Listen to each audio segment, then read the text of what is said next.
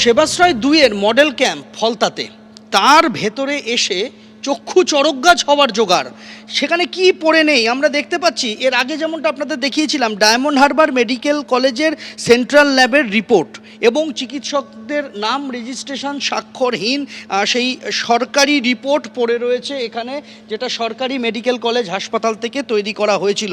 এরকম গোছা গোছা রিপোর্ট, মানে গুণে শেষ করা যাবে না, এত বিপুল পরিমাণ রিপোর্ট এখানে পড়ে রয়েছে আমরা দেখতে পাচ্ছি।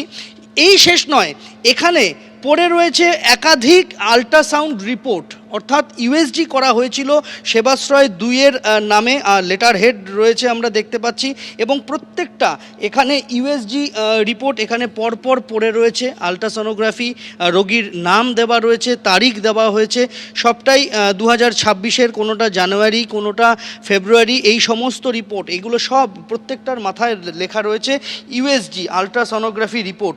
এইরকমই আল্ট্রাসোনোগ্রাফি থেকে শুরু করে রক্ত পরীক্ষার রিপোর্ট, যেগুলি রক্ত পরীক্ষার রিপোর্টগুলো প্রত্যেকটা ডায়মন্ড হারবার মেডিকেল কলেজ হাসপাতালের নাম লেখা, এরকম রিকুইজিশন স্লিপ, যেটা সংখ্যায় নিরিখে ধরতে গেলে শয়ে শয়ে এই ধরনের রিপোর্ট পড়ে রয়েছে।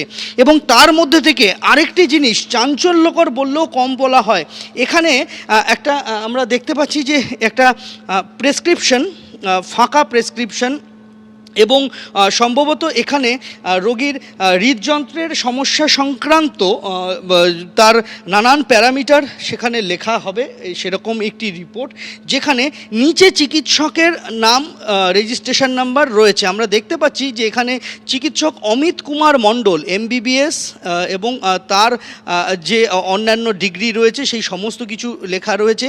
নিচে তার রেজিস্ট্রেশন নাম্বার রয়েছে, এমনকি চিকিৎসকের ফোন নাম্বারও রয়েছে, তিনি কার্ডিওলজিস্ট সেটা বলা রয়েছে।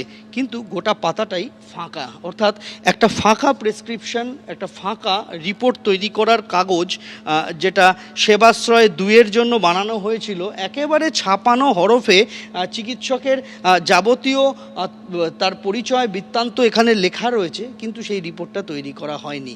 অর্থাৎ এরকমও হয়েছে যে ফাঁকা কাগজ রেখে দেওয়া হয়েছে এবং সেখানে চিকিৎসককে দিয়ে আগে থেকে স্ট্যাম্প সই করিয়ে নেওয়া হয়েছে, পরে সেই রিপোর্ট তৈরি হবে বলে রাখা রয়েছে।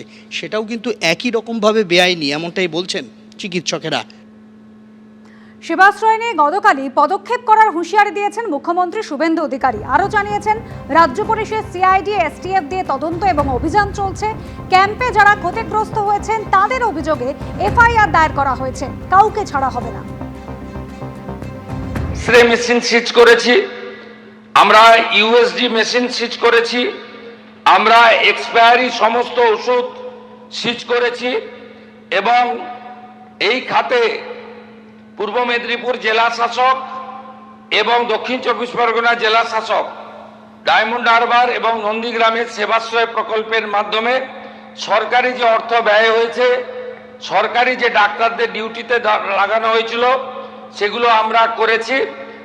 আমি মাননীয় সদস্য দেবাংশু পণ্ডা মহোদয় গতকাল যে অভিযোগ করেছিলেন, তার ভিত্তিতে আমি সবাকে এবং বাংলার জনগণকে আশ্বস্ত করতে চাই যে আমরা এই ব্যাপারে রাজ্য পুলিশের সিআইডি, এসটিএফ, দক্ষিণ চব্বিশ পরগনা জেলা পুলিশকে নিয়ে, তার সঙ্গে আমাদের মেডিকেল এক্সপার্টদের নিয়ে আমরা ব্যাপক অভিযান এবং ব্যাপক তদন্তের কাজ করছি। মানুষের জীবন নিয়ে যারা ক্ষতি করেছেন এবং এই ক্যাম্পে যারা ক্ষতিগ্রস্ত হয়েছেন, তাদের প্রত্যেকটি অভিযোগকে এফআইআর হিসেবে ট্রিট করা হয়েছে। এবিপি আনন্দ, এগিয়ে থাকে, এগিয়ে রাখে।